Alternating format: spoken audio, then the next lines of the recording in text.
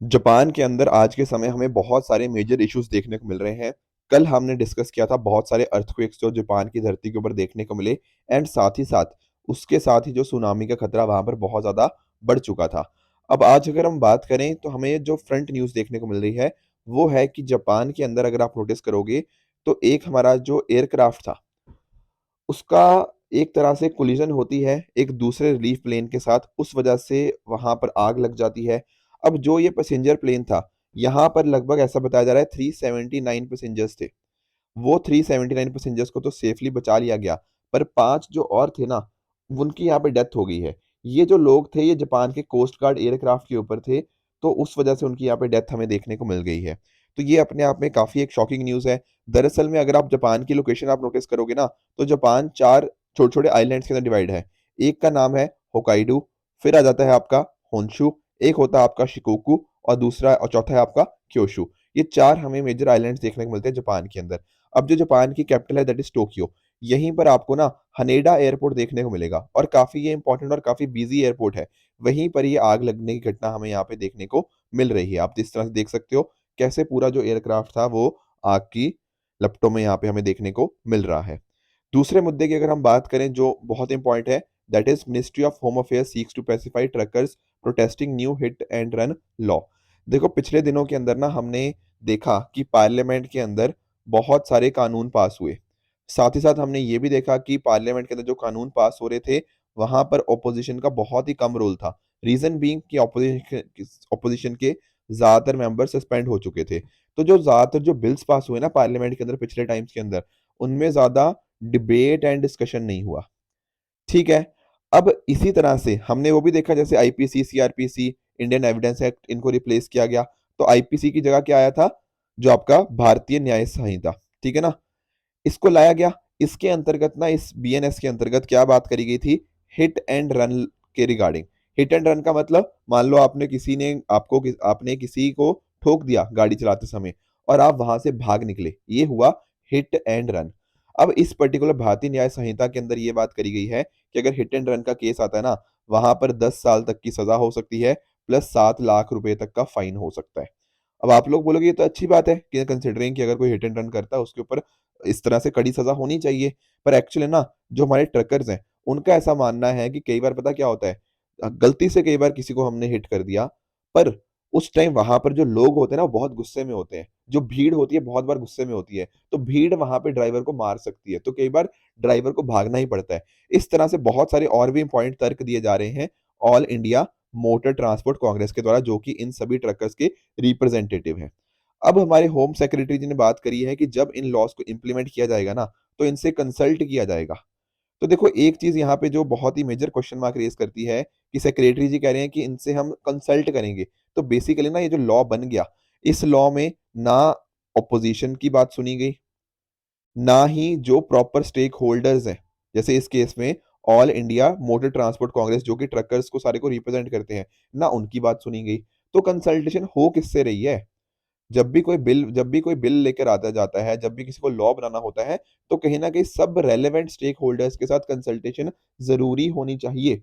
पर यहाँ पर ऐसा लग रहा है इनकी बातों से कि बिल्कुल भी किसी से भी यहाँ पर बिना कंसल्टेशन के सारे जो लॉज है वो पास किए जा रहे हैं, तो अपने आप में थोड़ा सा कंसर्निंग मुद्दा बन जाता है। एंड हमारे मेंस पर्सपेक्टिव से डेफिनेटली ये इंपॉर्टेंट हो जाता है कि ऑपोजिशन का क्या रोल है, स्टेक होल्डर्स का क्या रोल होना चाहिए कहीं ना कहीं लॉज पास करने के लिए। ठीक है दोस्तों। तो दोस्तों डेट है आज की 3 जनवरी 2024 एंड आप सभी का स्वागत है आज के प्रीलिम बूस्टर न्यूज डिस्कशन के अंदर। स्टार्ट करते हैं। नेक्स्ट टॉपिक हमारा है अर्जेंटीना विथड्रॉज फ्रॉम ब्रिक्स। देखो ब्रिक्स आप सभी जानते हो, ब्रिक्स क्या होता है। ब्रिक्स की जो स्टार्टिंग थी ना एज अ ब्रिक हुई थी। ब्रिक मतलब बी से ब्राजील, आर से रशिया, आर आई से इंडिया, सी से चाइना। देखो 2001 में ना जिम ओनील, ठीक है ना, गोल्डमैन सैक्स के एक बहुत इंपॉर्टेंट पर्सन है जिम ओनील, उन्होंने यहाँ पर एक पेपर लिखा था। उन्होंने इस पेपर के अंदर बात करी थी कि यार दुनिया में ना 4 कंट्रीज बहुत तेजी से आगे बढ़ रही हैं। ये 4 कंट्री की उन्होंने बात करी, ब्राजील, रशिया, इंडिया और चाइना। तो 2001 में इस तरह से शुरुआत हमें देखने को मिली, बट बाद में साउथ अफ्रीका को भी 2010 में ऐड कर दिया गया। ठीक है, तो आज के समय अगर आप नोटिस करोगे ना, तो ब्रिक्स के अंदर आप बहुत सारा मेजर जीडीपी वगैरह देखने को मिलती है, क्योंकि रशिया है इसमें, इंडिया है, चाइना है, डेफिनेटली इन कंट्रीज की इंपॉर्टेंस ज्यादा है। अब धीरे धीरे इन्होंने बोला कि नहीं इसको एक्सपैंड किया जाए। तो एक्सपैंड करते हुए ना इन्होंने यहाँ पर बात करी थी पिछले टाइम के ऊपर कि 6 नए देशों को ऐड किया जाएगा। ये 6 नए देश कौन होंगे? एक आपका Saudi Arabia, Egypt, Ethiopia, Iran, UAE और छठा था आपका अर्जेंटीना। ये 2023 में बात हुई थी कि ये 6 कंट्रीज़ ऐड हो जाएँगी 1 जनवरी 2024 को। तो देखो ये 5 countries Saudi Arabia, Egypt, Ethiopia, Iran, UAE ये तो चलो नए मेंबर्स हो गए। पर यहाँ पर ना जो थोड़ा पेच फँस गया वो था विद रिगार्ड्स टू अर्जेंटीना। अब आप लोग बोलोगे ऐसा क्यों? देखो अर्जेंटीना में अभी रिसेंटली इलेक्शन हुए थे। इलेक्शन होने के बाद ना वहाँ पे जो प्रेज़िडेंट बने, वो फार राइट प्रेज़िडेंट बने जेवियर मिलई। अब इन्होंने बोला कि नहीं यार, हम नहीं ब्रिक्स जॉइन करना चाहते। तो इन्होंने बोल दिया तो अब नहीं जॉइन करेंगे। अब आप लोग सोचोगे सर ऐसा क्यों? ऐसा इन्होंने इसलिए बोला कि देखो यार ये जो पहली बात तो फैसला लिया गया था ब्रिक्स जॉइन करने का, वो उन्होंने नहीं लिया। उनसे जो पहले वाली एडमिनिस्ट्रेशन थी ना, उन्होंने लिया था। Plus at the same time ये मान रहे हैं कि जो चाइना है ना, ये चाइना अपनी कम्युनिस्ट आइडियोलॉजी को यहाँ पे प्रमोट कर रहा है ब्रिक्स के थ्रू। तो हम नहीं चाहते कि कम चाइना की आइडियोलॉजी के साथ हम बिल्कुल भी लिंक रहें। ऐसा यहाँ पर अर्जेंटीना का मानना है। तो अर्जेंटीना ने जॉइन होना था 1 जनवरी 2024 को, पर वहाँ पे उन्होंने मना कर दिया। पिछले प्रेज़िडेंट ने कहा था कि हाँ, हम जॉइन करेंगे, पर नए प्रेज़िडेंट इसको मना कर चुके हैं। तो अब आप नोटिस करना कितने देश हो जाएँगे इसके अंदर, 5 तो थे ही ब्रिक्स, ये 5 जो नए मेंबर्स जॉइन करें, उसके हिसाब से टोटल 10 मेंबर्स हमें यहाँ पे देखने को मिल जाएँगे। इवन ऐसा बताया जा रहा है कि आने वाले सालों के अंदर इसकी मेंबरशिप और भी हमें इंक्रीज़ होती हुई देखने को मिलेगी। तो ब्रिक्स का एक्सपेंशन अभी खत्म नहीं हुआ है। ब्रिक्स का कन एक्सपेंशन हमें फ्यूचर में भी हमें यहाँ पे देखने को मिलेगा ही मिलेगा। ठीक है ना? तो ब्रिक्स का देखो जो मैंने ये बताया ना ये जिम ओनील वाला, ये तो 2001 में स्टार्ट इन्होंने वैसे किया था, पर अदरवाइज़ इसका जो फॉर्मेशन था वो कुछ सालों के बाद हमें एक प्रॉपर फॉर्मल रूप के अंदर हमें आता हुआ देखने को मिल जाता है। बेसिकली 2009 में प्रॉपर फॉर्मल रूप में आ जाता है, साउथ अफ्रीका बाद में उसमें ऐड हो जाता है। बाकी देखो इनके प्रिंसिपल्स वही हैं, ओपननेस होना चाहिए, प्रैग्मैटिज़्म होना चाहिए, न्यूट्रैलिटी होनी चाहिए, non block nature and solidarity आपस में कहीं न कहीं बनाए रखें। ये सारी चीज़ें देखने को मिलती हैं और पहला जो समिट था, वो आपका रशिया के अंदर हमें देखने को मिलता है 2009 के अंदर, राइट? आगे बढ़ने से पहले एक छोटी-सी इन्फॉर्मेशन आप सभी के लिए, दोस्तों हमारी टीम की तरफ से एक बहुत ही इम्पोर्टेंट इनिशिएटिव रन किया जा रहा है, जिसके अंतर्गत प्रीलिम्स का तैयारी बहुत आप एक स्ट्रेटेजिक मैनर के अंदर कर सकते हो यूजिंग अवर क्रैश कोर्स। यहाँ पर क्या होगा, डेली बेसिस के ऊपर आपकी 3 घंटे की क्लासेस होगी एंड साथ ही साथ इन 3 घंटे क्लासेस की मदद से ना आपका प्रीलिम्स 2024 के लिए जो भी रेलेवेंट आपका कंटेंट होगा, वो सारा कवर किया जाएगा। साथ-साथ आपको करंट अफेयर्स की क्लासेस और मटेरियल मिल जाएगा, आपको सीसेट क्लासेस का ऑनलाइन एक्सेस मिलेगा एंड आपको जीएस और सीसेट के सेक्शनल और फुल लेंथ टेस्ट भी यहाँ पे प्रोवाइड किए जा रहे हैं। ध्यान रखिएगा कि ये जो कोर्स है, आपका ऑनलाइन में तो अवेलेबल है ही है, plus at the same time आप हमारे जो पटेल नगर में ऑफलाइन सेंटर है ना, वहाँ पर भी इस कोर्स को एक्सेस कर सकते हो। ये बैच 8 जनवरी से स्टार्ट हो रहा है। नीचे डिस्क्रिप्शन के अंदर मैंने लिंक डाल दिया इस पर्टिकुलर कोर्स का, तो वहाँ पर जाके आप इस लिंक के थ्रू इस पर्टिकुलर कोर्स को जॉइन कर सकते हो एंड अपनी प्रिपरेशन को और भी बेहतर बना सकते हो। नेक्स्ट टॉपिक की तरफ आगे बढ़ते हैं, that is India Pakistan exchange list of nuclear installation. देखो भारत और पाकिस्तान के जो रिश्ते हैं ना, वो ज़्यादा अच्छे हैं नहीं, आप जानते हो इस बारे में, काफ़ी खराब है। पर फिर भी ना कुछ चीज़ें हमने काफ़ी हद तक काफ़ी स्ट्रांगली मेंटेन करी हैं। जैसे for example Indus water treaty की अगर हम बात करें ना, तो ये काफ़ी हद तक सक्सेसफुल ट्रीटी रही है कि वहाँ पर पानी हमेशा ज गया है, इवन चाहे कुछ भी होता रहे। उसी तरह से एक इम्पॉर्टेंट चीज़ और भी है कि जो हमारी न्यूक्लियर इंस्टॉलेशन है, अब आप लोग सोचोगे सर कि न्यूक्लियर इंस्टॉलेशंस क्या होती हैं? देखो, कोई भी चीज़ जो न्यूक्लियर पावर के साथ डील करे, रिसर्च रिएक्टर्स, फ्यूल फैब्रिकेशन कहाँ पर हो रहा है, यूरेनियम इन्वेस्टमेंट कितनी है, आइसोटोप सेपरेशन हो गया, ये सारी चीज़ें जहाँ पर भी हो रही है ना, उनकी लोकेशंस हम पाकिस्तान के साथ शेयर करते हैं और पाकिस्तान हमसे शेयर करता है। अब आप लोग सोचोगे सर ऐसा क्यों? देखो ऐसा इसलिए कि हम चाहते हैं कि कल को अगर मान लो लड़ाई भी हो जाए ना, इन सभी चीज़ों के ऊपर कोई अटैक ना करे। क्योंकि देखो इन सभी चीज़ों को अटैक करने के ऊपर मतलब पता क्या है? कि दोनों कंट्रीज़ का डिस्ट्रक्शन हो जाएगा। मतलब काफ़ी हद तक दोनों कंट्रीज़ के ऊपर बहुत ही नेगेटिव इम्पैक्ट होगा। तो एक तरह का ना कॉन्फिडेंस बिल्डिंग मेजर है दोनों कंट्रीज़ के बीच में।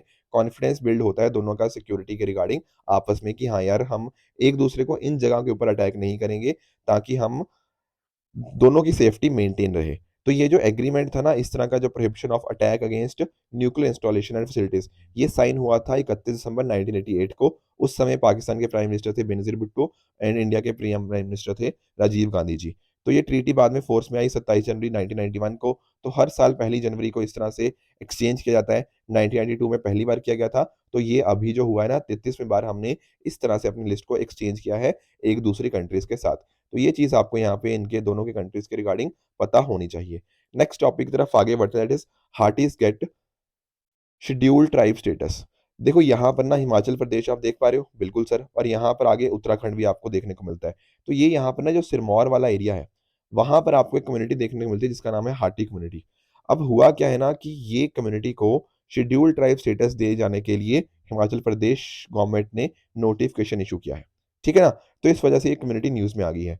थोड़ा-सा ना इस कम्युनिटी और किस कम्युनिटी की लैंग्वेज के बारे में पता होना चाहिए कि किस तरह की चीज़ें हैं। दरअसल में जो वर्ड है ना हाटीज़, आपने वर्ड सुना होगा हाट। हाट तो सर मार्केट को बोलते हैं हमारे यहाँ पे। बिल्कुल सही बात है। तो जो मार्केट वगैरह होती है, इस तरह से हाट वगैरह लगते हैं ना, वहाँ पर ये लोग क्या सेल करते थे? अपने कुछ वेजिटेबल्स, अपने क्रॉप्स, मीट, वूल ये सब चीज़ें सेल किया करते थे। उस वजह से इनका नाम क्या पड़ गया? हाटी कम्युनिटी। अब इनमें भी ना एक रिजिड कास्ट सिस्टम है, यानी कि जो कुछ कम्युनिटीज़ हैं, भाट कास्ट या अपर कास्ट हैं, बल्कि जो भदोइज़ हैं, वो यहाँ पे लोअर कास्ट हमें देखने को मिलती हैं। तो इस वजह से इनके बीच में इंटर कास्ट मैरिज नहीं होती, ये बात भी आपको यहाँ पे पता होनी चाहिए। अब यहाँ पर ना इनके बीच में एक खुम्बली देखने को मिलती है। खुम्बली का मतलब क्या? देखो जैसे आप ना हरियाणा में खाप पंचायत को देखते हो, बिल्कुल। अब खाप पंचायत अपने आप में बहुत पावरफुल होती है, जो मेजर डिसीज़न है उन्हीं के द्वारा लिए जाते हैं। उसी तरह से यहाँ पर जो हाटीज़ है ना, उनकी भी अपनी खुद की काउंसिल होती है जिसका नाम होता है खुम्बली। ये खुम्बली इतनी पावरफुल है ना कि भले ही पंचायती राज सिस्टम आ गया, पर खुम्बलीज़ की जो पावर है वो अभी भी पूरी तरह से इंटैक्ट मेंटेन रही है। तो देखो ये काफ़ी लंबे टाइम से इनकी डिमांड थी कि हमें शेड्यूल्ड ट्राइब का स्टेटस मिले। इनफैक्ट जो आपका बाकी एरिया है उत्तराखंड वाला एरिया, वहाँ पर कुछ कम्युनिटीज़ को शेड्यूल्ड ट्राइब का स्टेटस ऑलरेडी मिल चुका था, तो इनकी भी डिमांड थी कि हमें भी यहाँ पे ये स्टेटस मिले। अब देखो इस तरह से प्रपोज़ल का जो होता है, कैसे ये इंक्लूड किया जाता है, आप जानते होंगे इसके बारे में आपने पॉलिटी के अंदर पढ़ भी रखा होगा। तो जो आपका प्रपोज़ल का स्टार्टिंग होती है, वो आपकी जो स्टेट गवर्नमेंट हो गया, यूटी गवर्नमेंट वहाँ पे उनके द्वारा ओरिजिनेट किया जाता है। फिर वो जाता है प्रोसेसिंग इसके बाद ओआरजीआई यानी कि office of registrar general of India. साथ-साथ जो मतलब यूनियन ट्राइबल मिनिस्ट्री भी वहाँ पे इन्वॉल्व रहती है, वो वहाँ पे ओआरजीआई के पास भेजती है। फिर आता है आपकी NCST national commission for scheduled tribe. UPSC mains के अंदर बहुत बार क्वेश्चन पूछता है इनके काम के रिगार्डिंग। तो ये चीज़ आपको पता होनी चाहिए कि ओआरजीआई इनके पास आगे भेज देता है। अगर ये भी अप्रूव कर देते हैं, फिर कहीं न कैबिनेट अकॉर्डिंगली क्या लेके आता है, कैबिनेट के द्वारा अकॉर्डिंगली अमेंडमेंट लेके आता है, तो कैबिनेट अप्रूव कर देता है एंड अकॉर्डिंगली फिर फाइनल डिसीजन प्रेज़िडेंट साहब के पास चला जाता है। तो इस तरह से यहाँ पर चीज़ें हमें देखने को मिलती हैं। अब आप जानते होंगे यार किसी को शेड्यूल्ड ट्राइब का स्टेटस देना अपने आप में उनके लिए बहुत बेनिफिट्स लेके आता है। वो कैसे? वो एक तो पहली बात कि आपके एजुकेशन के अंदर। जब मैं बात करता हूँ एजुकेशन की तो आर्टिकल 15(4) के अंदर इनको स्पेशल आप जानते होंगे ना रिज़र्वेशन के बेनिफिट्स देखने को मिलते हैं। एट द सेम टाइम यहाँ पे आपकी जो जॉब्स होती हैं, उनके अंदर आपको यहाँ पे बेनिफिट्स देखने को मिल जाएँगे। वो सारी चीज़ें संविधान के अंदर लिखी गई हैं। साथ ही साथ लोकसभा के अंदर शेड्यूल्ड टाइप के लिए सीट्स रिज़र्व है और आपके पंचायत के अंदर भी आर्टिकल 243 के अंदर भी आपको ये चीज़ें देखने को मिल जाएँगी। अब ध्यान रखिएगा जब हम बात करते हैं शेड्यूल्ड ट्राइब की, तो आर्टिकल 366 के अंदर डिफाइंड है कि बेसिकली प्रेज़िडेंट साहब जिनको करेंगे, वो यहाँ पे पार्ट बनेंगे इसका एंड अकॉर्डिंगली आर्टिकल 342 में हमें यहाँ पे ये चीज़ें देखने को मिल जाती हैं। यहाँ पर नोटिस कीजिएगा कुछ कैरेक्टरिस्टिक्स होते हैं शेड्यूल्ड ट्राइब्स के, जैसे थोड़े ट्रेड्स इनके प्रिमिटिव होते हैं। हालाँकि ना ये सारी चीज़ें आज के समय उतनी देखने को नहीं मिलती। जैसे राजस्थान की कुछ कम्युनिटीज़ हैं, वो अपने आप में काफ़ी अब आगे बढ़ रही हैं। बाकी और आपके स्टेट्स में भी। पर ये पुराने टाइम के ऊपर इस तरह के कैरेक्टरिस्टिक्स देखने को मिलते थे कि इकोनॉमिकली बैकवर्ड है। अब कुछ हद तक वो भी ठीक हो रहा है। कल्चर इनका डिस्टिंक्ट है, ये अभी भी थोड़ा मेंटेन्ड है। आपका बाकी कम्युनिटी के साथ कॉन्टैक्ट नहीं होता, पर इनमें से कुछ-कुछ क्राइटेरियाज़ कुछ जगह एप्लीकेबल हैं, बाकी कुछ क्राइटेरियाज़ अब उतने एप्लीकेबल नहीं रहे। बहुत सारी कम्युनिटीज़ इनके लिए बनी हैं, जैसे लोकुर कम्युनिटी हो गया लोकुर कमेटी हो गया, बूरिया कमीशन हो गया, एक वर्जीनिया शाशा कमेटी ये अपने आप में बहुत पॉपुलर है। ठीक है? बाकी इन शेड्यूल्ड ट्राइब्स में से भी कुछ ऐसी कम्युनिटीज़ होती हैं जो बहुत ही ज़्यादा बैकवर्ड होती हैं। उनको हम कैटेगराइज़ करते हैं पीवीटीजी कम्युनिटी के अंतर्गत। We have discussed multiple times PVTG in prelim booster itself.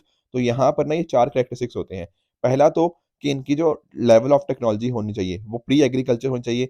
इनकी पॉपुलेशन या तो कम हो रही है या फिर उसी तरह से कांस्टेंट है।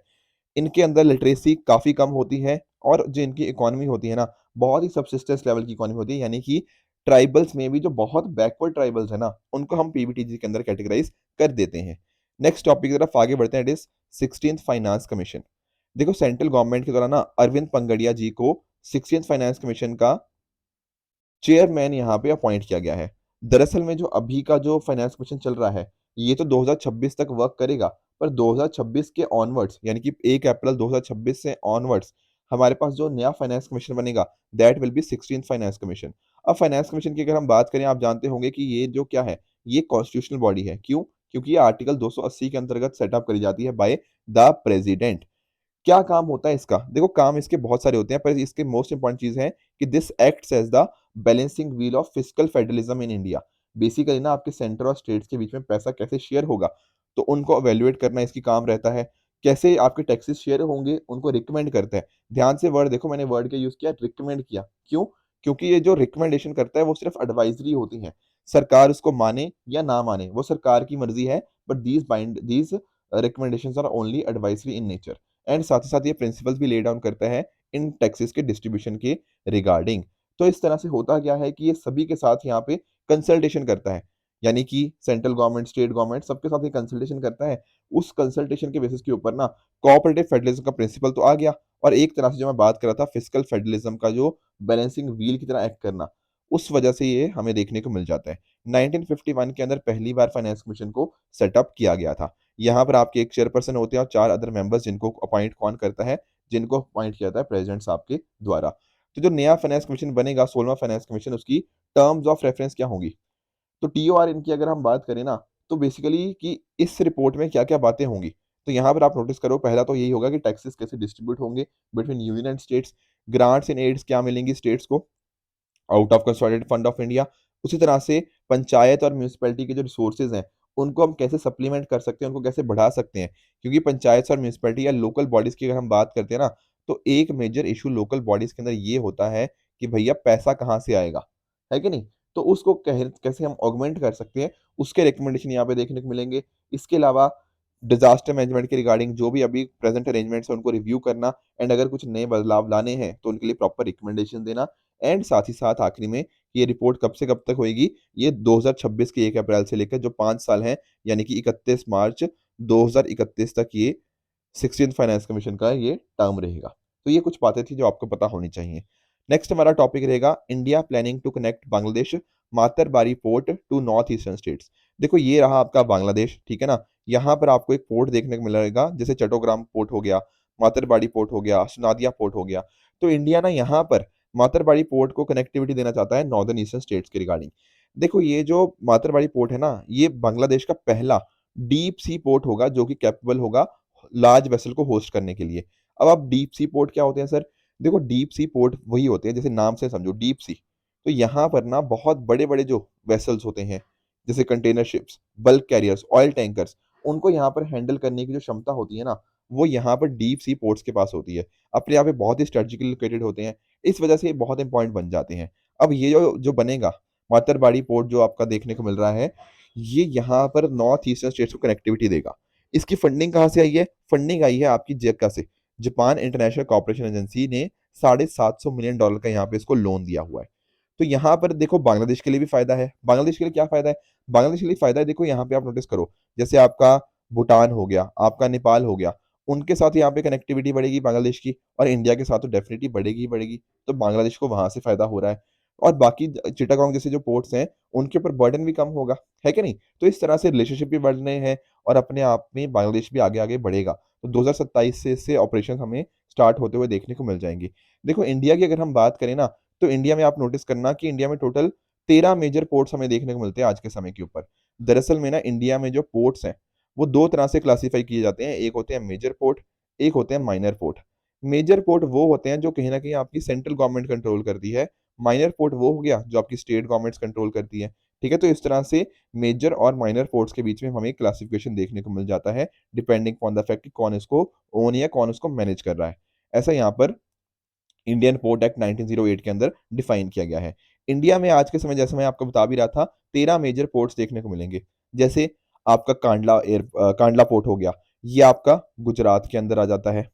उसके बाद आपका मुंबई, ये तो महाराष्ट्र के अंदर ही है। मर्मुगाँव, ये गोवा के अंदर आ गया। आपका न्यू मैंगलोर, ये आपका आता है कर्नाटका के अंदर। कोचीन जो हो गया, ये आपका केरला के अंदर आ गया। आपका चेन्नई, एन्नोर और ट्यूटिकोरिन, ये तीनों आते हैं आपके तमिलनाडु के अंदर। विशाखापट्टनम वाला आपका आंध्र प्रदेश के अंदर आ गया। पारादीप हो गया आपका ये आपका ओडिशा के अंदर हो गया, और लास्ट ही कोलकाता और हल्दिया वाले जो पोर्ट हो गए, ये वेस्ट बंगाल के अंदर। देखो मैं चाहता था आपको ना ये मैप के थ्रू समझा पाऊँ कि कौन-सा पोर्ट कहाँ पर है, पर एक्चुअली मुझे ना कोई भी मैप गूगल के ऊपर ढंग का मिला नहीं। किसी जगह के ऊपर जम्मू कश्मीर ढंग से नहीं बनाया हुआ था, इस तरह के कुछ इश्यूज़ थे। बट तभी मैंने आपको सबकी लोकेशंस बता दी। अब आपको क्या करना है, आपको खुद भी एक बार खुद इनको प्लॉट करने की कोशिश करनी है अपने एटलस मैप के ऊपर, क्लियर है? और जो 13वां पोर्ट है, वो वाधवन पोर्ट है महाराष्ट्र का, ठीक है ना? तो ये बातें आपको पता होनी चाहिए, कौन-सा पोर्ट कहाँ पर लोकेटेड है। कल को मेंस के एग्ज़ाम में भी बनाने के लिए आप बना सकते हो इनको, या फिर अदरवाइज़ भी आपको प्रीलिम्स के पर्सपेक्टिव से भी इनका पता होना चाहिए ही चाहिए, ठीक है ना? तो दोस्तों, जो कल मैंने आपको होमवर्क दिया ना मातरबारी पोर्ट के रिगार्डिंग, अब आप समझ गए होंगे कि जैसे ये पहली बात जो कह रहा है कि श्रीलंका का डीप सी पोर्ट है, ये अपने आप में बिल्कुल गलत बात कर रहा है, ये बांग्लादेश की बात हो रही है। पहला गलत है। दूसरा कह रहा है कि इससे नॉर्थ ईस्ट की कनेक्टिविटी बढ़ेगी, बिल्कुल ठीक है। तीसरा कह रहा है कि यहाँ पर ये चाइना की असिस्टेंस से बना है, ये बात बिल्कुल गलत है। तो आप देख पा रहे हो कि एक ठीक है, 2 गलत है, ठीक है ना? तो sorry, second only is correct and 1 and 3 are incorrect, तो अकॉर्डिंगली आपका आंसर यही बन जाएगा। यहाँ पर मैंने इसकी पूरी एक्सप्लेनेशन भी लिख दी है। अब आज का आपका होमवर्क क्या रहेगा? होमवर्क रहेगा ये, इन सभी चीज़ों को ना आप कमेंट्स में बताओगे, आपके हिसाब से इन तीनों में से कौन-सा ट्रू है, कौन-सा फ़ॉल्स है। कल का जो होमवर्क था मैं आपको बता देता हूँ, डेज़र्ट साइक्लोन 2024 की बात करें, तो क्या ये इंडिया और जापान के बीच है? नहीं भैया, ये इंडिया और यूएई के बीच में है, तो पहला स्टेटमेंट आपका फ़ॉल्स हो जाएगा। दूसरा कह रहा है एनजीटी के बारे में, NGT principle of natural justice से गाइडेड है, ये बात बिल्कुल करेक्ट है। तीसरा कह रहा है आर्सेनिक, ये सिर्फ़ इंडिया और बांग्लादेश के अंदर पाया जाता है नेचुरली, ऐसा बात गलत है। ये आपके बहुत सारी कंट्रीज़ के अंदर देखा जाता है, तो थर्ड स्टेटमेंट आपका फ़ॉल्स बन जाएगा। आज का आपका होमवर्क क्या रहेगा? होमवर्क रहेगा एक्सपोसैट के रिगार्डिंग। देखो, पिछले दिनों के अंदर मैंने प्रीलिम बूस्टर न्यूज़ डिस्कशन के अंदर डिस्कस भी किया था, एंड इवन सुमित सर ने भी मल्टीपल टाइम्स इसको डिस्कस किया हुआ है। तो I am sure editorial discussion और प्रीलिम बूस्टर अगर आप रेगुलरली फॉलो करते हो, तो बड़े आराम से आप इसको आंसर कर दोगे। तो कोशिश करना है इसको आंसर की, फिर कल हम अकॉर्डिंगली इसको डिस्कस भी कर लेंगे। दूसरा होमवर्क रहेगा एनटीपीएस के regarding, national transit pass system, इसको भी ट्राई कीजिएगा। नहीं होता है तो कल हम डिस्कस कर लेंगे, पर आप कोशिश ज़रूर कीजिएगा इसको भी कमेंट करने की।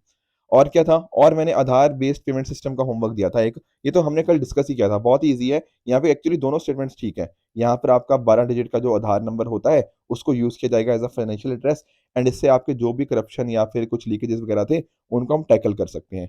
तो क्या सर सी आंसर होगा इसका? अरे नहीं, यहाँ पे इनकरेक्ट लिखा है ना, तो इनकरेक्ट कौन से हैं? कोई भी इनकरेक्ट नहीं है, तो option D is the correct answer. तो दोस्तों, ये थी आज की डिस्कशन। अगर आपको इसकी पीडीएफ चाहिए तो आप हमारे Telegram channel PW only official पे जाके इसकी पीडीएफ डाउनलोड कर सकते हो, एंड अपनी प्रिपरेशन को और भी बेहतर बना सकते हो। सो दोस्तों, keep working hard, goodbye and good luck.